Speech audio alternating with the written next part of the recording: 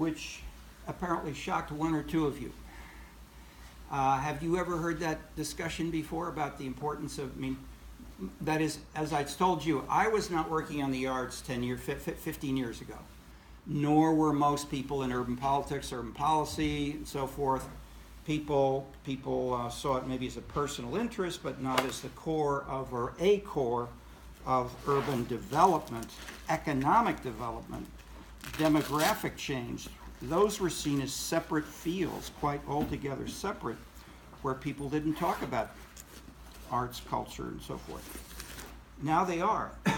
I won't say all of the researchers are. The researchers are slowly following the mayors. The mayors are trying to catch up with the citizens. And the key change, and I'll just mention, and we'll elaborate with various data as we proceed, is that the citizens are driving this.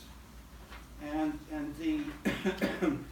the way that we got to this was through citizen mobilization in the political system from the ancient Greeks onward, as Elazar writes about, from 1968. Two big dates I often will refer to as symptomatic of lots more are 1968 and 1989. Why are these critically important? Contexts for much of the world, although they vary. Folks, what happened in 1968? In the back? Nixon got elected for one, right? A little bit louder? Nixon got elected for one. I can't hear you. Okay, Nixon got elected for one. Nixon, what's the first word? Nixon, okay. True. Okay, Nixon was elected, yes. There was a worldwide wave of protests regarding peace movement, anti-war. Okay. Why don't you elaborate a little bit? I think especially in Paris, there were riots and demonstrations against the Vietnam War and war in general. And then Woodstock happened. It's symbolic of the rise of the counterculture, of not just one or two demonstrations, but a whole challenging of the establishment, middle class, so-called bourgeois established culture, that what's right may be wrong.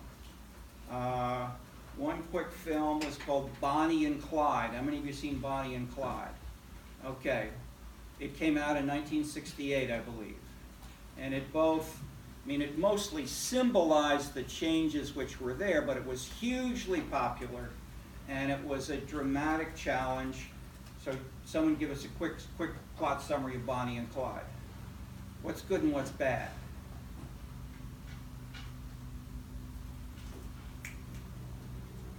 They're bank robbers. The hero and the heroine, Bonnie and Clyde, rob banks.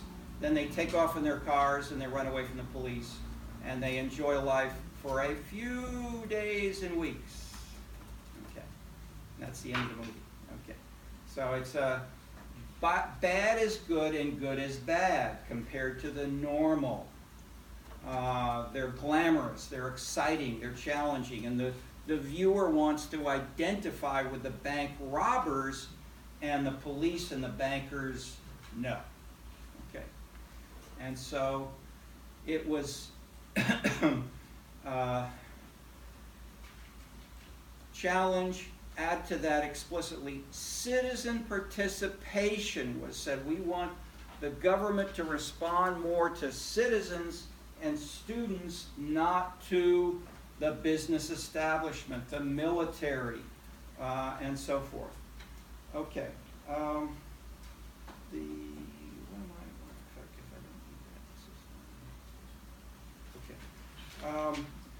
How about 1989? Yes? The fall of the Berlin Wall. Exactly. Number one, the fall of the Berlin Wall, meaning in Moscow, the leaders had said,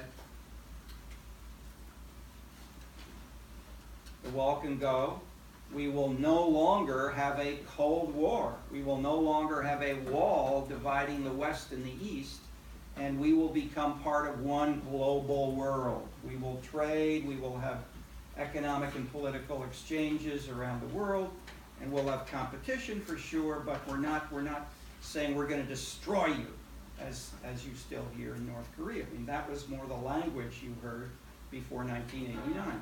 Okay, so in general, these two transformations have both heightened the importance of democracy in a more egalitarian manner and of citizen responsiveness of governments.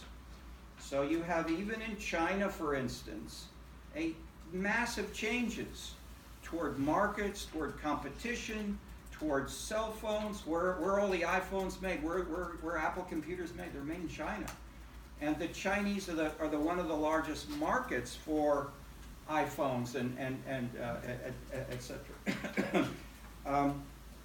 More important, that these technical aspects permit and enhance the ability of the average citizen to complain to government officials and say that not only there are potholes that are bad, but the post office was closed 2 hours early, irresponsibly. They didn't have stamps in the post office. They should have stamps there.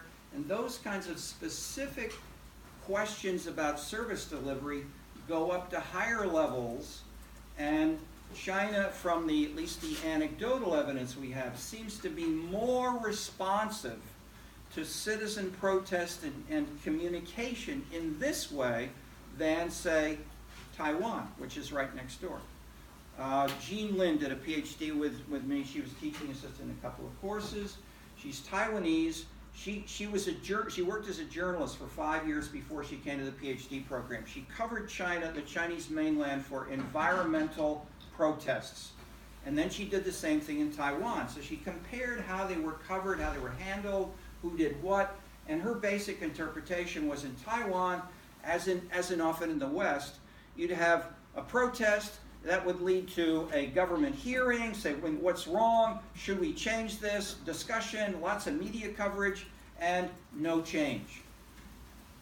In China, no media, minimal media, no hearings, no public discussion, but the government people would listen, and much more fast change would often be implemented. So we have an expert here from China. We should gradually introduce some of our visitors who are studying service delivery in China and how it varies in ways, and I'm giving you a hypothesis that the role of citizens has become more interesting and more important in China than in the past, and we don't have serious data to compare this internationally, but that would be a fascinating thing to explore. And my second related hypothesis is, this is context now, because I briefly sketched how the context can really matter. Because there are not general elections for the president of China, there's not that form of electoral democracy. There are other elements of democratic practices, citizen-oriented practices, such as, I'm suggesting, the use of cell phones and the internet, blogging and the like. I'm suggesting maybe more responsive to citizens because the elections are less important in China and because you do not have party competition as in some other countries. Okay, so that's that, and we could more generally test this in other places, not just make it a China descriptive kind of statement, but see how much these patterns vary in conjunction with. We had the question last time, which this is answer still on the board. Look similar, but not quite the same. All right. Okay. So I'm recapping one or two points because you found them challenging, but you're the man who asked about the mixed field. Mm-hmm. Okay. It was a great question. And you're open. So how could this be? Was great for the class. And any follow-up thoughts on that you want to bring in looking, that is, I said some things which challenged and I'm glad that you see, hey, this is challenging what seems to me obvious. It's challenging something I know about, airports and airport location. And then we can talk about it. Any quick follow-ups on last discussion? Not really, honestly. Okay. Anybody else want to have a quick follow-up on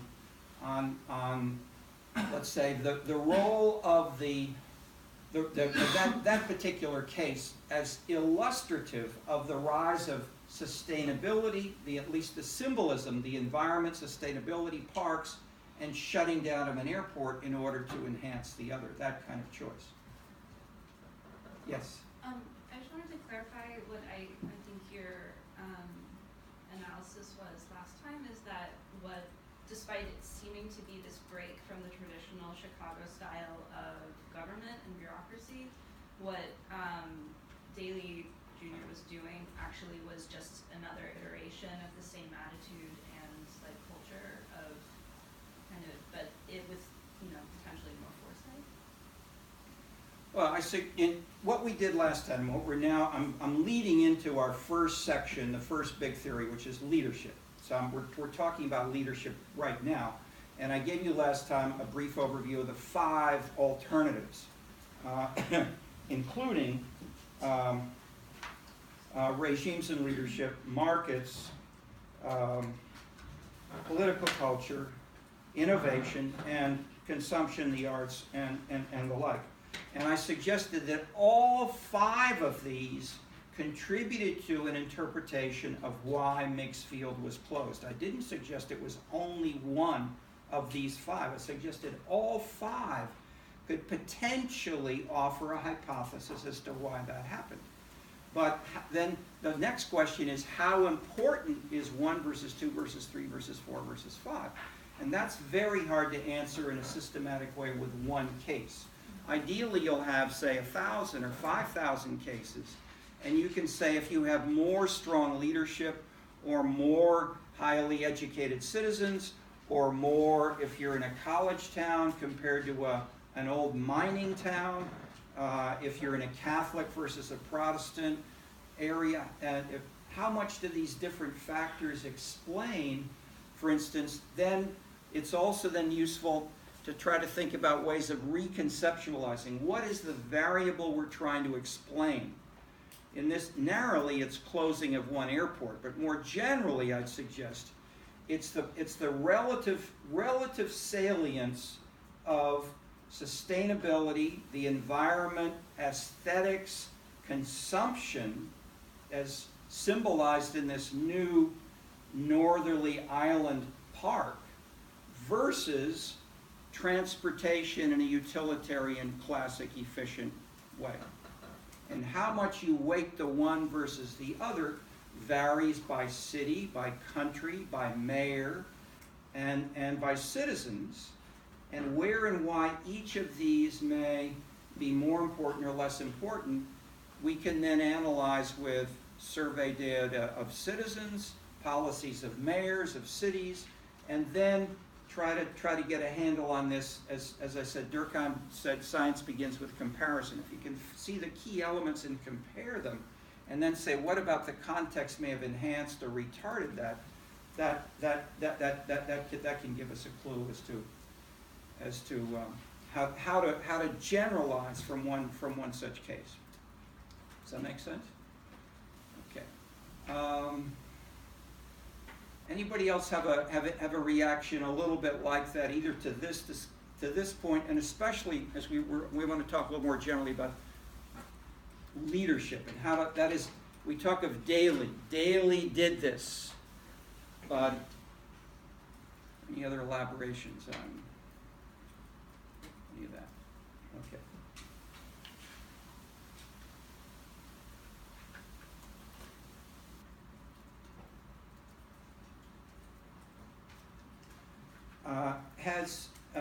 The books are ordered. Are they at the CTS bookstore? Have some of you gotten books? Anybody know? Okay. Okay, you know what the CTS book? Yes. Some of the books were in the non-course section yesterday. There are 2 books that were written by you that were available upstairs. The books on the syllabus weren't within the course. But is there a section on a shelf which says urban policy analysis with the course number? Didn't look like it when I went there. Okay. I think it was under a different course. Because like it had like Professor Clark, your name on the sheet. It was the name of the course was different. How about that? Yeah, if you look up the course on like the University of Chicago bookstore website, it says that there aren't any materials registered, so maybe it was like just No, registered. the book should be at the CTS, Chicago Theological Seminary Bookstore, which is not the university bookstore over by was it Ellis Avenue there, but toward the hospital. If you are toward the hospital, it's not there. It is right here. What is it? What street is the? The seminary because it's on Dorchester and 60th. Okay, Dorchester. No. Well, the seminary is it's at the actual seminary. Is the bookstore separate from the? It's not at 60th. That's right. It's around. Right. It's It's- 58th and Woodlawn is where the seminary co-op bookstore is. seminary bookstore? Or is it separate? Or is It's a, should be Seminary Co-op Bookstore. Okay, well, I went there yesterday and I asked them and they said that they never got a request for course. Yeah. Okay. So, Yeah, I sent it about a month ago. All right, so great stuff. All right, so well, what they have said is that I've used these books in the past and they will stock them. And so maybe that's what you're reporting at the beginning, that they have them in other places.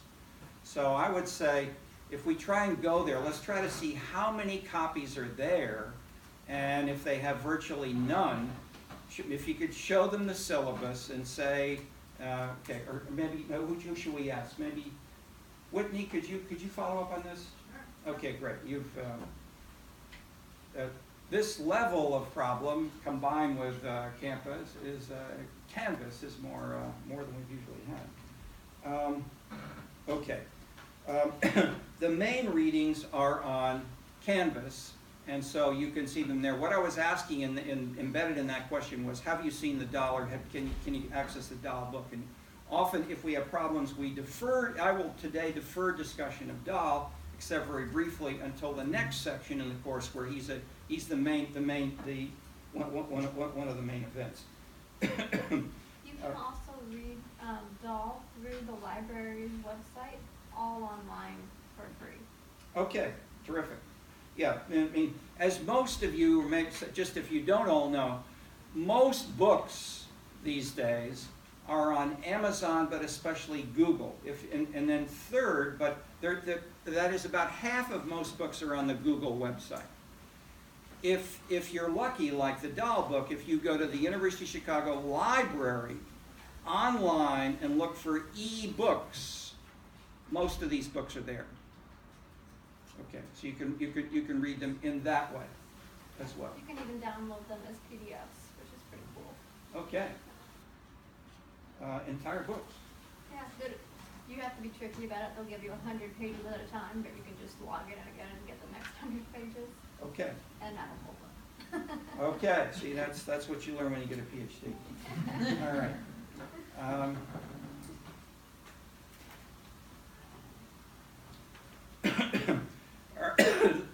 The main reading in this leadership section, or initial reading, is by Judd and Parkinson.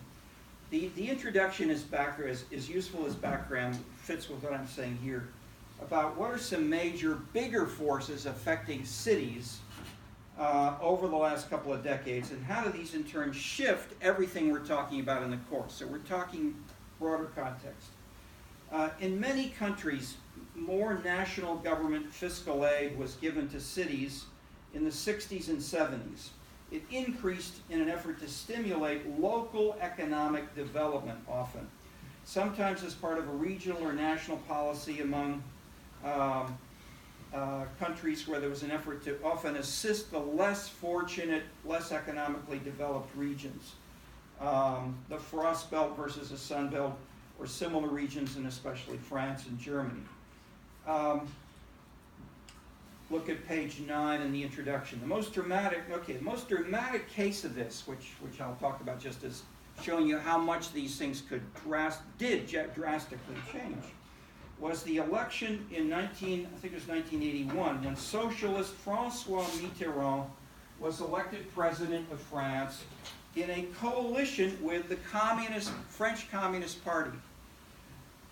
And the socialists and communists together, governing, nationalized many banks and some basic industries, such that from 1971 to 1983, in France, public sector employees expanded from 20% of all firms, over 2,000 employees, to 48% in 1983.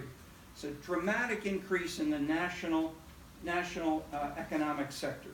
Direct subsidies to industries doubled, following the vision that there are no condemned sectors, only condemned technologies. Thus, much money was spent to aid old industries like steel. But in 2 short years, things drastically changed. In 1983, Mitterrand's Minister of Commerce came to Chicago with a delegation of 200 French business leaders.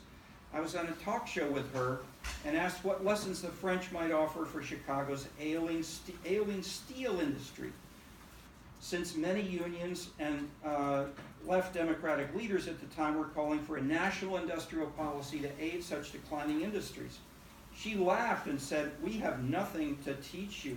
Let them close down the factories." Indeed, and she was later prime minister. Indeed, there was a major battle within the French Socialist Party, and soon thereafter, within most leftist parties in much of the entire world, over these issues, this is the big point, reversing their traditionalist positions that the national government should guide the economy through state central planning and provide considerable financial regulatory focus for the economy. Some have called this neoliberalism. Okay, that's too simple because it makes it a narrowly economic, but this was embedded in politics, which is embedded in voting and battles over these changes around the world, not just one country.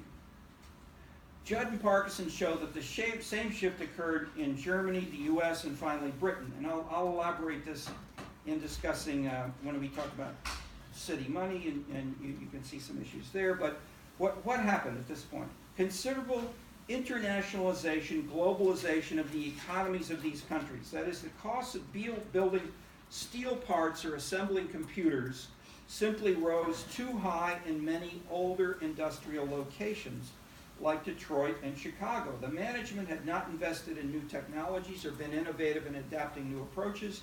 Staffs grew older and more highly paid. Unions grew militant in opposing many changes in work rules or cuts in salary. So rather than fight, many firms bought more parts from abroad, or gradually moved some of the operations to less expensive cities, initially often in the U.S. South, Alabama, Mississippi, later in Mexico, in Taiwan, Korea, China. These were so jobs declined in these older cities. Simultaneously, fewer persons were needed in manufacturing as new technologies spread. Service sector jobs increased, but steel workers who had earned $22 an hour would seldom consider taking a job at a McDonald's for $7 an hour. Thus, chronic unemployment has troubled cities and neighborhoods linked to traditional industries like the southeast side of Chicago, a classic area. It's the old steel industry of Chicago. There's another bike ride we do in the spring where we go down there. Our bike ride on Saturday will be I used to call it Icons of Black Power. It's Bronzeville in the near south side. Some recent work shows that black unemployment varies considerably by city. In this Chicago pattern, African Americans are much more heavily union members and unemployed than whites. Big racial difference. However, in Los Angeles or Denver or Phoenix, there was never much traditional industry. unions were weak or absent. New industries employed in these newer cities have had very low unemployment rates, including blacks, compared to places like Chicago. So you have minimal differences in unemployment, and salary differences are much smaller. So in that way, this natural experiment of how different cities had a more industrial or a less industrial past and unions transformed the future and the rules of the game, the political culture of the bargaining situation. There are more extreme cases outside the U.S. Liverpool, England had few resources and too fundamental divisiveness. Baltimore had less attractive surroundings. That is, there's a... All right, I'll come back.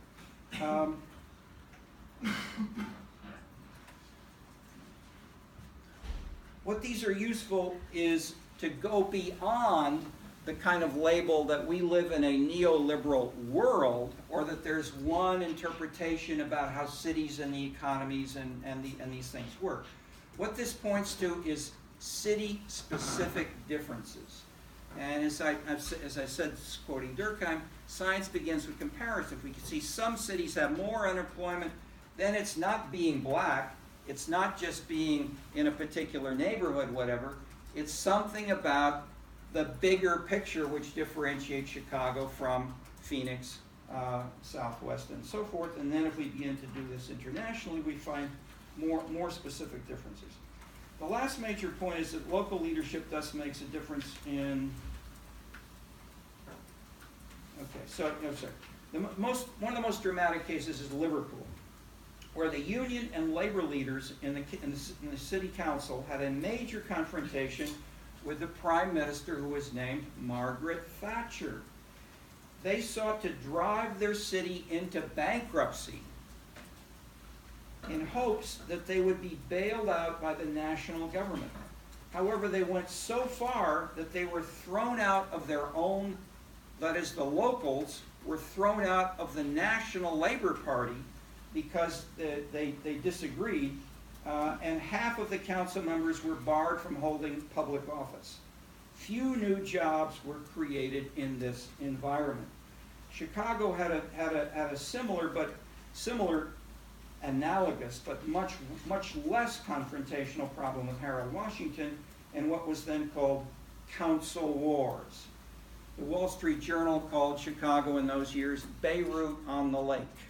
Okay, so we had our version of it, but it was much less fundamental than you could find in Detroit, or especially Liverpool in that example.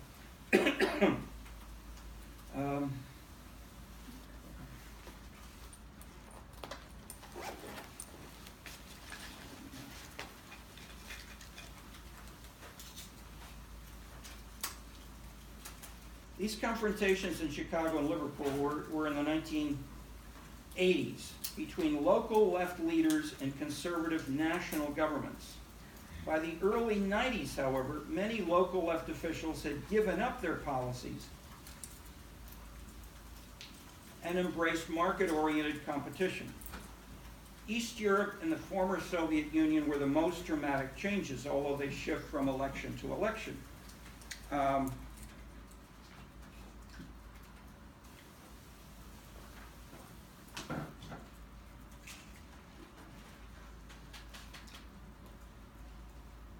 Okay, if that's at least, we're not trying to give you a systematic answer as to what happened or why in this account. What I'm sketching here is the magnitude of these changes, and that they were not equal. They were unevenly implemented, for instance, in France nationally, and then city by city within different French cities, and then varying as well, Germany, England, US, and so forth.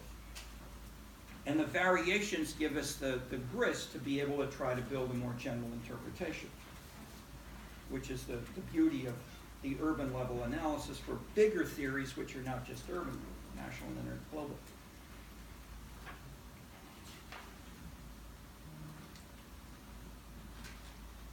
Let's turn briefly to the Stone book.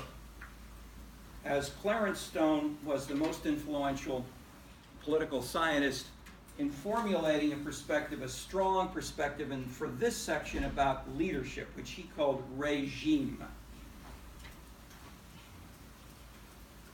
His case study was of Atlanta, which was the same city which was utilized by Floyd Hunter in 1953 in the book which gave this field, the subfield, its name, Community Power Structure. And Hunter had said, the leadership is dominated by business. And Stone continued that same interpretation of Atlanta. But rather than describing what Hunter did, he had a looser, more fragmented kind of pattern, led by the large business organizations, often not necessarily in any way cohesively or always, but often. And they were opposed by many of the smaller businesses, black and white, that were less ready for big change.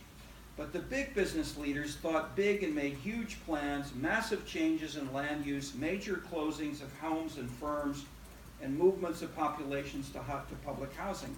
Highly risky policies, but only possible as they had the cohesion.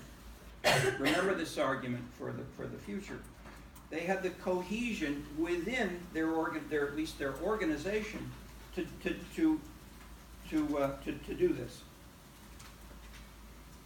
I mentioned last time briefly that Daniel Elazar stressed the South and the hierarchy pattern of the American South in contrast to New England or the Middle Atlantic area. And these elements are described and illustrated, in a sense, in the case study of Stone. But Stone does not say this is problems? Yes. Okay. Battery dead. Okay. All right. So we have audio and we have another video which may be working in a possible backup. Okay. But it was working so far. All right. Elements of hierarchy. A strong anti-union stance. There was a strike by AFSCME under Maynard Jackson, which led to massive ads in newspapers, radio, and he took it in stride, probably gaining in citizen support, as citizens generally were seen as against unions in much of the South and especially in Atlanta. Second, a strong commitment to full throttle development with minimal strings like, quote, linkage or job creation or minority hiring, as was centrally stressed in places like San Francisco or New York or Chicago under Harold Washington.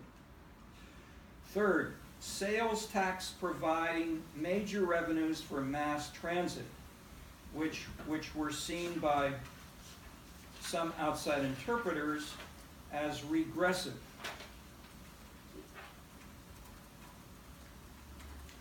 But when Mayor Andrew Young promoted the latter, a 1-cent tax to the state sales tax for general city revenue, he rebutted critics of the measure by arguing that, quote, a sales tax administered by the state or the federal government might be regressive, but not one administered by the city council and me. Not only did we head off a property tax revolt, but we'll deliver more services to the poor. Only liberal ideologues can call that regressive. Okay.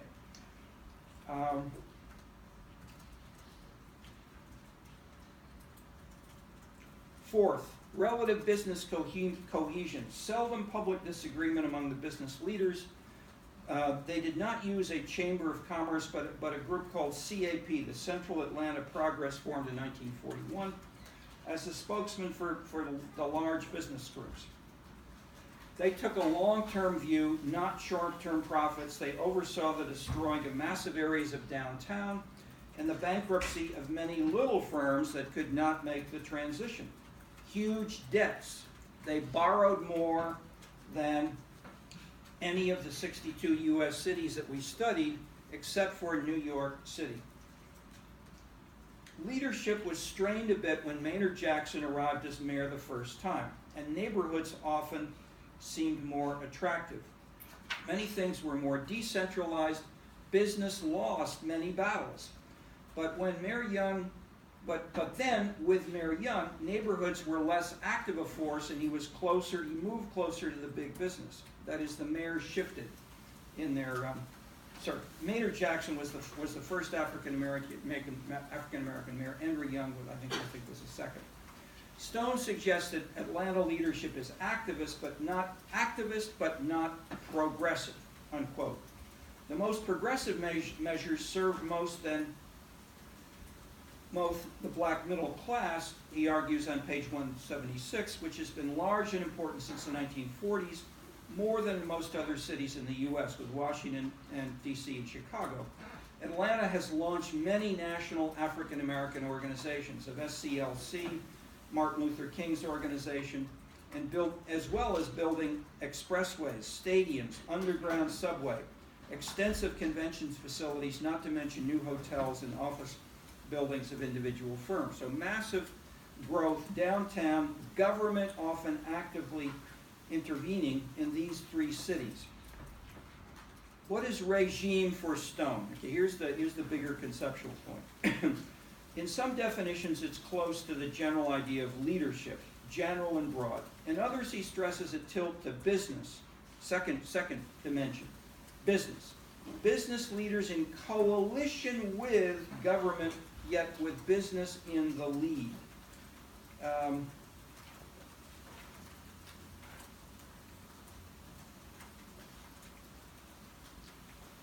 In the book on the reading list called Urban Innovation, we have a number of quotes if you want some specifics that elaborate that a bit more. Okay. I'll talk about city money, but let me pause here for a minute if we have any questions or comments. As I'm covering that, as I'm starting with the classic, simpler, stronger argument of leadership, and I'm using these two major readings and stressing business as they have, and then how it gradually opened up a little bit. Yes? Sorry, when you're talking about 100 Stone, you're saying that like they're talking about how there's cohesion with the organization too, and then I missed like the first part of that.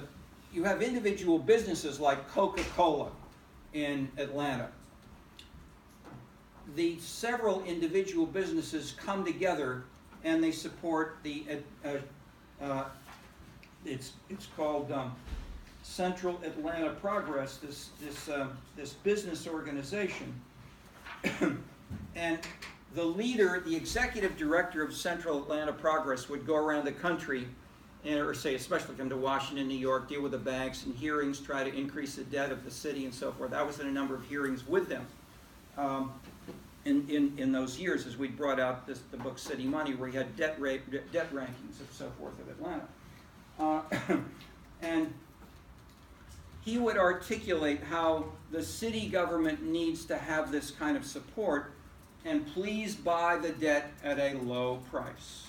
So that discussion of how these things would fit together was articulated through the business organization without anybody there from Coca-Cola.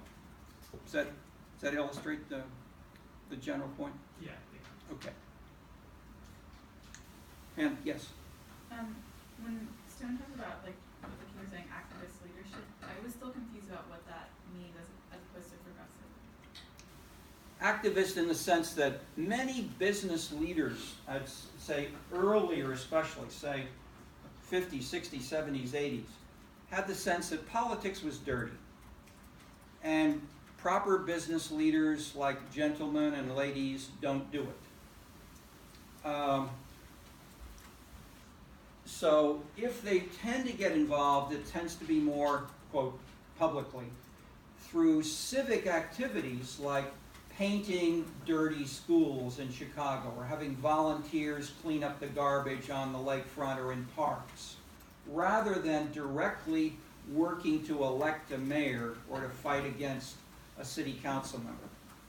By contrast, in some other places in the past, like Dallas and Houston, you had business organizations form an explicit political organization where they would make cash contributions to individual city council members and say, we want you to represent us.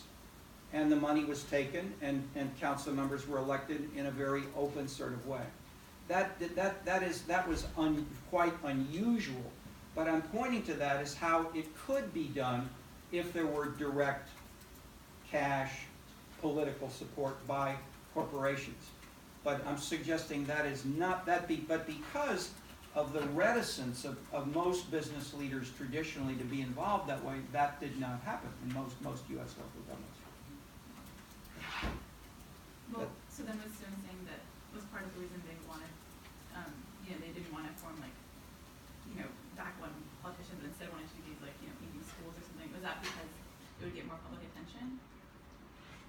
I'd say it's because they wanted to avoid controversy and did not want to be seen as partisan and engaged on one side or the other. I mean, when President Trump first came to office, he formed a business advisory committee of some of the most distinguished top business leaders, Amazon and so forth. It was only 20 or so very elite businesses, Apple, etc.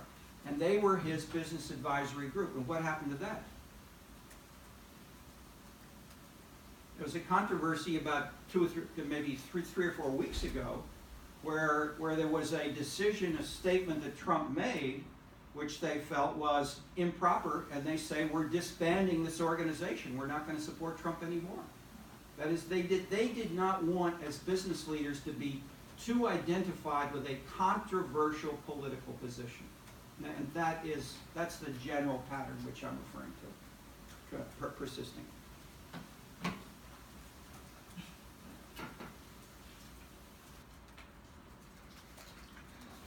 Okay, the big news, we'll go back and forth on this, is that I was at meetings with Clarence Stone and his collaborators for, I don't know how many years, 20 years, something like that, arguing, saying, are you sure? I mean, what's your evidence? And then how much is this, most important, how generalizable can you be from Atlanta to other places like New Haven, which we'll read about when we get the Dahl book, or other places? And aren't there, point one. Point two, aren't there variations? Don't cities differ in the degree of business importance or political importance or union importance or whatever? And the general answer of the Stone people was, we don't care about trying to generalize. We know our individual cases well. And basically, we're right. There was even just a quick in parenthesis, there was one meeting in Washington, the American Political Science Association, where there was a room filled with experts on urban politics from around the country, had a panel on the state of the art, where is the field of urban politics going? We have these almost every year for 20 years. Clarence Stone was often there, and then people would argue back and forth on these different issues. And one guy said, I have left the field of urban politics and within political science because I want to be a political scientist, not like you people here. You are doing ideology. You're only showing people where your hearts are. You're not showing any science. And you need to be more systematic and coherent, or other people will leave this field as well. What was the answer? The other people in the panel said, what's wrong with being ideological? And we don't care about being scientific. Okay. All right. 10 years or so after that, I was on another panel like this with Clarence Stone, and here is what he said in his paper, which is now available. Change is afoot. Has the time arrived for urban regime analysis to receive a burial with honor? Much urban research, including my own, Stone, has centered on the large agenda-setting convergence of power that occupied center stage in the era of redevelopment. This is the politics of Dahl's executive-centered coalition, the growth machine of Logan and Molich, Peterson's developmental politics, Feinstein, and other multi-city studies of the political economy of urban redevelopment, my own work on Atlanta's biracial coalition, and much more. As interesting and contradictory as these various analyses might be, they don't fit the contemporary world of city politics very well. They are about a period in which two major centers of power, City Hall and a collectively mobilized business sector, came together, aided by ample federal funding to take on a fundamental remaking of the city physically and economically. Today, however, this transformation has in the main occurred. With its rail and harbor-centered form, the industrial city is largely a phenomena of the past.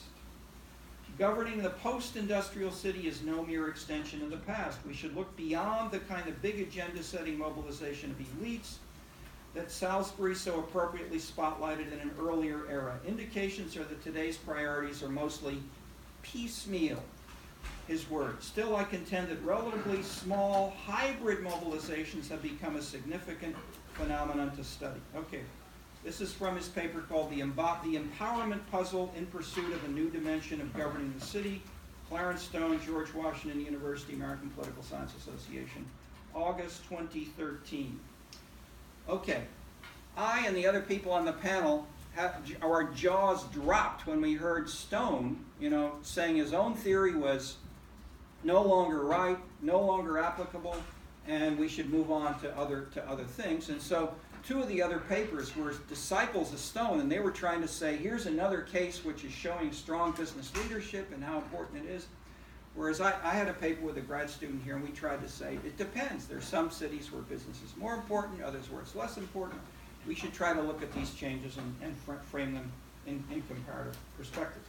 Okay, anyway, the big point of that is in 1953, or from 53 to 1961, probably 60–70% of people doing this were saying business, business, business. And Dahl then said, wait a minute, and Stone then said, okay, it is business for 20 more years, 60s, say 70s, 80s, 90s, 2000. Here we have 2013, it's over. So in this sense, the context of business leadership can dramatically change for some of the reasons which were a little were there, but mostly most of the things that we'll continue talking about. And if you can see more by doing this cross-city, you can see more still doing it internationally. Okay. Word or two about the book City Money in the sections here. There are different theories of leadership and how they relate to policy outputs. Three main leadership theories. Anthony Downs.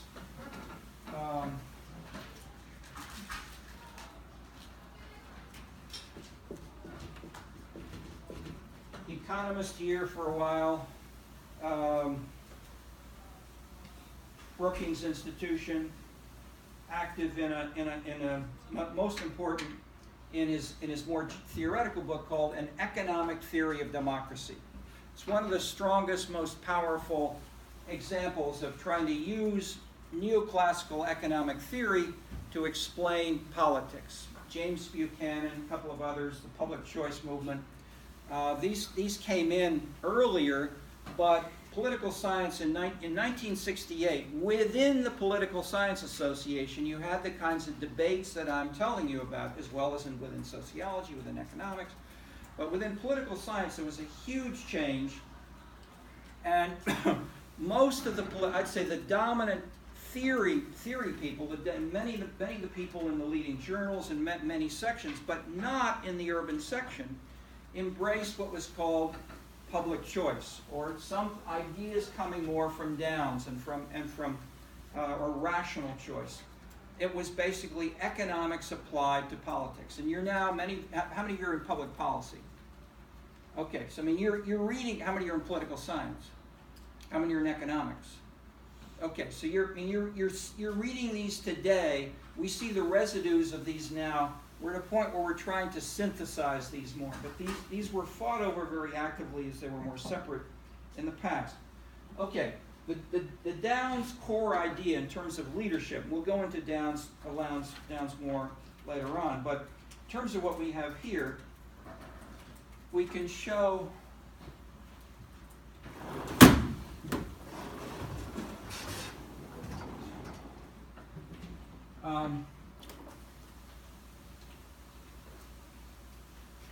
much of the course is explaining policy outputs. This may be higher or lower budgets, it may be closing down Meigs Field as an airport, it may be changing the tax rate or whatever.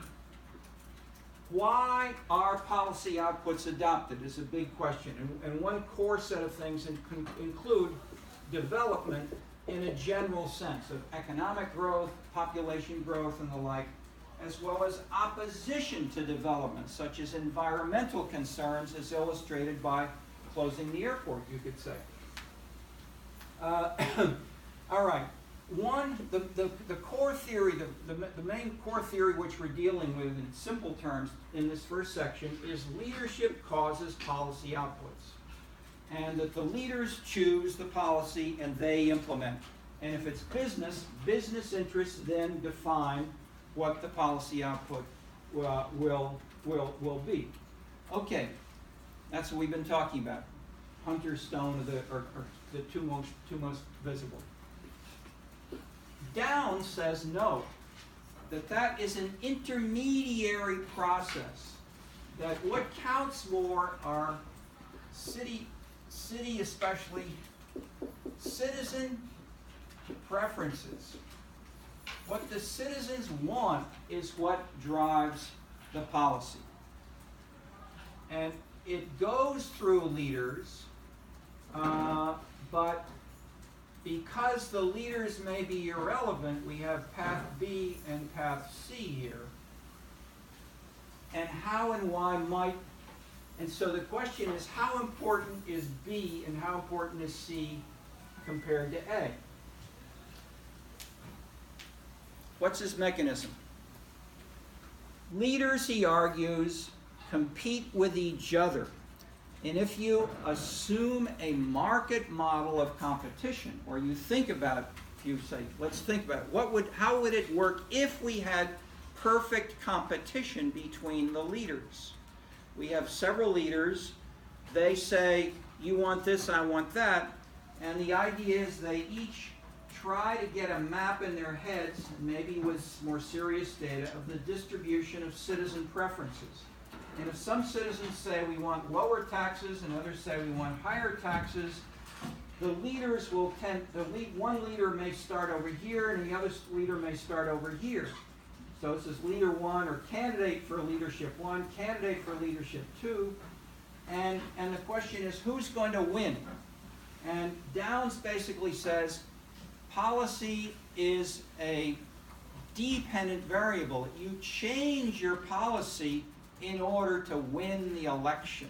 Winning the election is what you're really trying to maximize. And so rather than being bound by a party position, a strong party position, the party leaders move from there closer to the median voter position, which is the strongest, highest votes. This is the number of votes, the number of voters. Okay, the number of voters and this axis of citizens.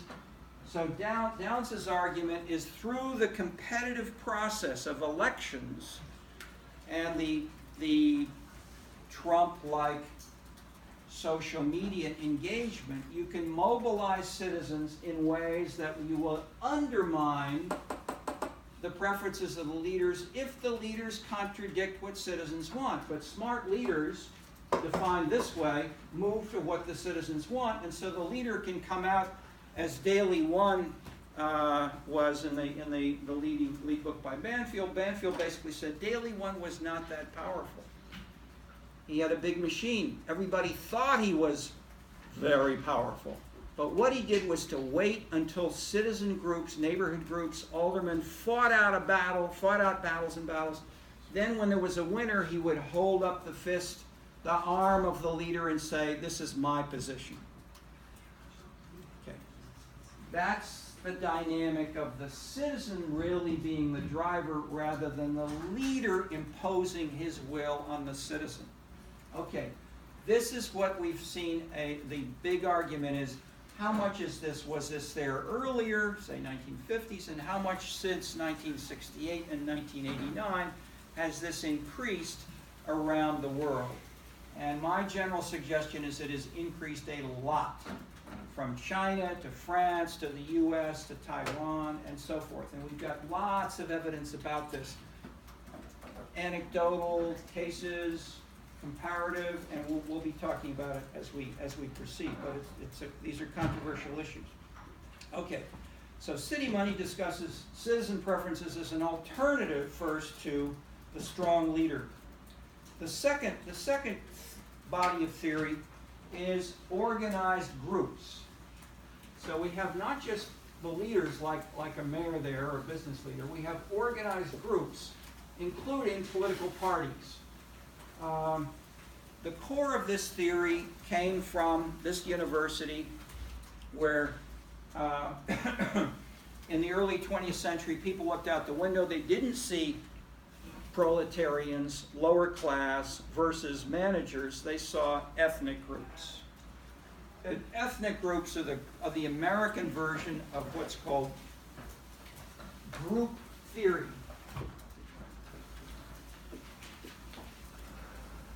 One of the leading examples are David Truman and then especially Robert Dahl. Dahl's book includes this not in a deterministic way, but it's one of the main theories which he discusses along with the others. And the stronger version of the theory, as in David Truman's book, The Governmental Process, is that if you have an interest shared by citizens in their ethnic concerns, in being poor, in being rich, in living in near a mixed field or whatever, then a group will be organized to articulate those preferences. So in that way, he blends together the citizen preferences with the group and says, this path path B is insignificant because it happens almost automatically. And so, I'm going to do it this way. So D, A, B, C, D. Okay. Path D happens, and you have organized groups, and the organized groups, lobbies, etc., political parties, activists, they may be call this E, they may be the proximate visible people battling over an issue, but they reflect the underlying interests of citizens more generally. So capturing the relative salience of these is pretty important to differentiate how important the different participants are in different ways. Okay, the third one we've been talking about mostly now, we can link with Clarence Stone, with Hunter. Robert Caro has a famous book here, used a number of public policy courses called The Power Broker on Robert Moses in New York. And earlier, the great man theories of history used by a number of historians identify the preferences of the leader. Daley wanted this, Trump wants that, therefore the policy follows. But as we're here, as you heard in my anecdotal summary of even Daley 1, it's not always as clear as it might seem, and we'll elaborate that as we go on. The fourth pattern, which I'll mention briefly, is not leadership per se, but it's a migration idea. That leaders may anticipate that if they do something that will dissatisfy citizens, not as voters, but as people who choose where to live, they may drive out some of their constituents over time, other things equal, and attract a different set of constituents to that city. And so I gave you the example of the homeless in San Francisco.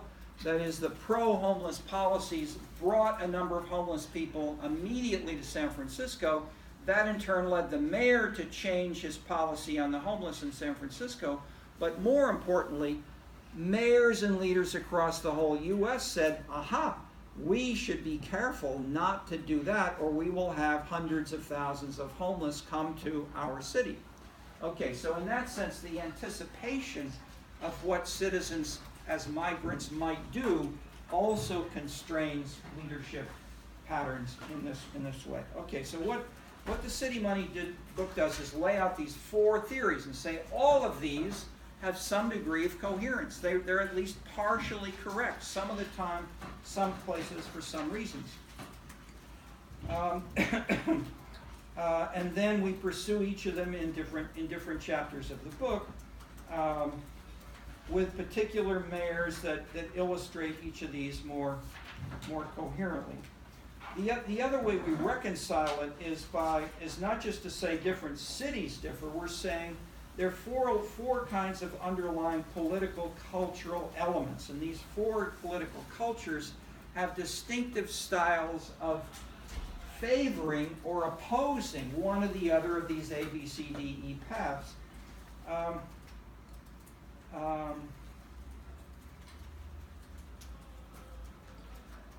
The taxpayers' revolt is a classic example, as it was handled by different mayors and cities.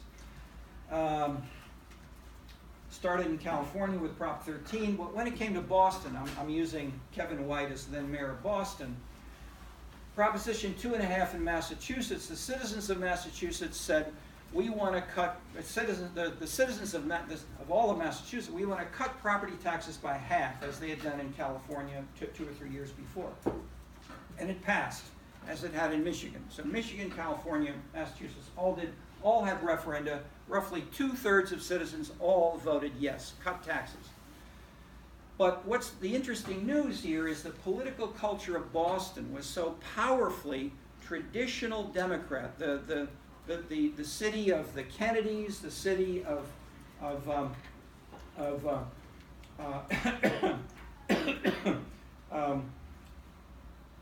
Tip O'Neill was the classic leader in the U.S. Congress. Voter signs which would say, elect Kennedy because he can do more for Massachusetts. That is the sense, the classic elements of Roosevelt's strong government, the local version of the strong state was among the strongest in the United States in the Boston area. Okay, so when the citizens of the state of Massachusetts, and the same thing within the city of Boston, voted cut taxes, what did Mayor Kevin White say and do?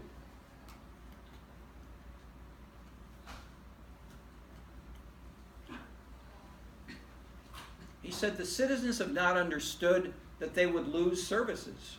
They don't really want to lose services. Therefore, I and we are going to the state legislature asking them to permit us to borrow hundreds of millions of dollars so we do not have to cut any taxes and we will continue the same government services as we have done in the past. And this is what you want, I am confident.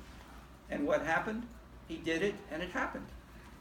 Boston was a classic New Deal Democratic city. Even if the average citizens say no, the political leaders said yes. Okay. Helen Boozalis was mayor of Lincoln, Nebraska. She was president of the U.S. Conference of Mayors. I was consulting with the Conference of Mayors on these issues at the time. And we had a conference. In particular, I'll mention to at least the sociologists, the conference included John Logan and Harvey Malich, who were the authors of the book called Urban Fortunes, which argued that basically it was a sociology version of the regime analysis of Stone. Business leadership and developers especially are key drivers, and that the citizens are not explicitly, seriously discussed in this way. So Helen Boozalis, I attracted to come to this conference as she was president of the U.S. Conference of Mayors nationally. She worked with mayors across the country very successfully. She was mayor of Lincoln, Nebraska, and you had a panel of Harvey Molich in particular said, so basically, she said, what did I do, and what do proper democratic mayors do in the context if we have a citizen referendum like this? What was her answer? Implement the citizen preferences, cut taxes. If they say cut by half, we cut by half. And that's what we did in Lincoln. Okay. Jerry Brown was then governor of California when Prop 13 passed. He strongly opposed Proposition 13. He said, don't cut taxes. You will destroy the state of California, the freeways, the university system will die, so forth. The day it passed, the evening after it passed, that night and the next day, he said, I embrace this new position of this new set of policies. We will implement, I as governor will implement them with all my powers to cut taxes. So he changed his position like that. So this is a position that the citizen is the driver. In that sense, it's got elements of Anthony Downs here. You change your position as a leader if the citizens actively say no. Whereas the New Deal democratic political culture says citizens are not so legitimate. The party is more legitimate. The organized groups, especially unions, the church, ethnic leaders, these are the people we will try to listen to more. And if they say, yes, we should continue past policies, we will borrow money as they did in Boston and do so. Or I mentioned earlier, Liverpool. See, Liverpool in that sense had a more classic, traditional labor position, fighting against the decline of the industrial base of traditional Liverpool. Okay, so these changes and the emergence of these new patterns of political culture did not occur easily and smoothly. They came from battles like this. And so in the next elections, in California, in Massachusetts, in Boston, you have had battles over, was Kevin White right or wrong? And in general, the simple story is there are many fewer Kevin Whites today than there were in pre-1968 and 1989. Okay, I'm not saying it's good or bad. Clearly, if we begin, we'll talk a little later about cultural, philosophical, evaluative perspectives. And what I try to do in general, and of course just in a word, is not to say something's good or bad, but I try to say it's good or bad in terms of these concerns, this political culture, these criteria, this philosophical writer, and to try to use a particular forceful, visible, and successful or unsuccessful commentator as a perspective rather than saying, I, Terry Clark, am here and you ought to believe me because my values, I'm not promoting my values at all, which are not that strong on many of these issues. That is, I've deliberately, just as a word, I've deliberately consulted, I've worked as a consultant with all four of these kinds of mayors so I can understand not just what they would say in a brief statement, but how they do these policies, how they talk to their staff, how they implement them in day-to-day activities. And so the City Money book has the four kinds: the New Deal Democrats, the new political culture illustrated by Helen Buzelis here, the ethnic Democrats illustrated by Gary Indiana, and the traditional Democrats illustrated by San Diego and Pete Wilson, who was then mayor and later governor of California. Okay.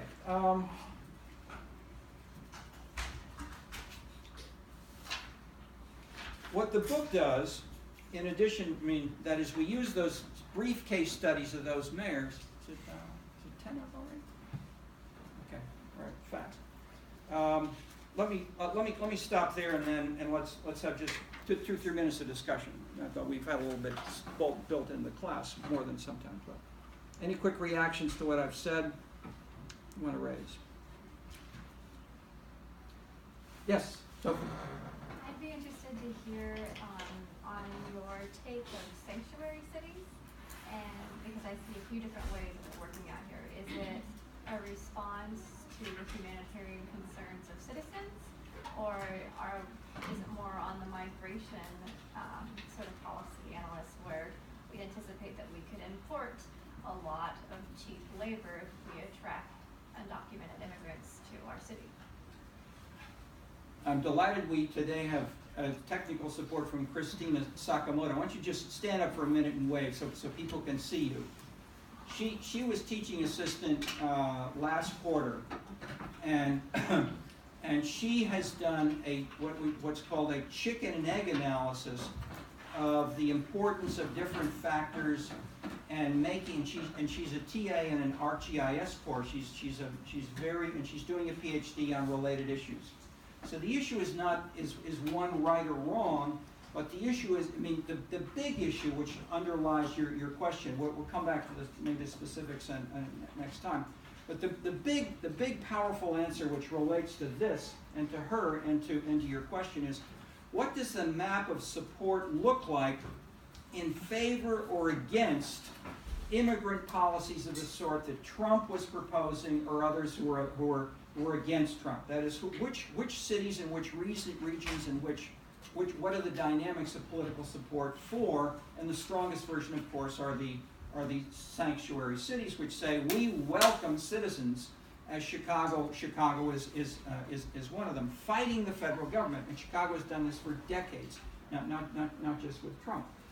But the key point that I'm making with Cristina here, and which fits with some of what we're doing there, is namely, if you map this, you see areas in blue where we had votes for Hillary Clinton, and more generally policies of this sort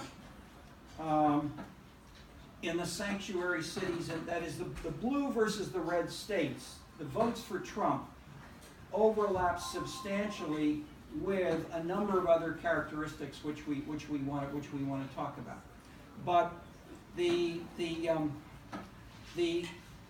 extreme versions are San Francisco to LA, a big area, and Washington to Boston, which are strongly sanctuary cities, anti-Trump.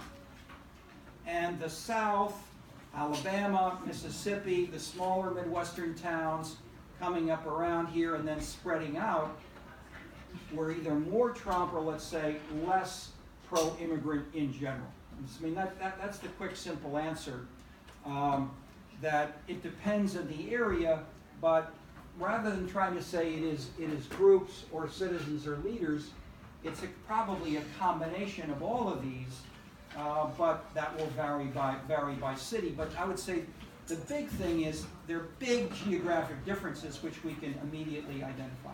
Okay, good question. We'll discuss it further as we go on. End of the class for today. See you Monday.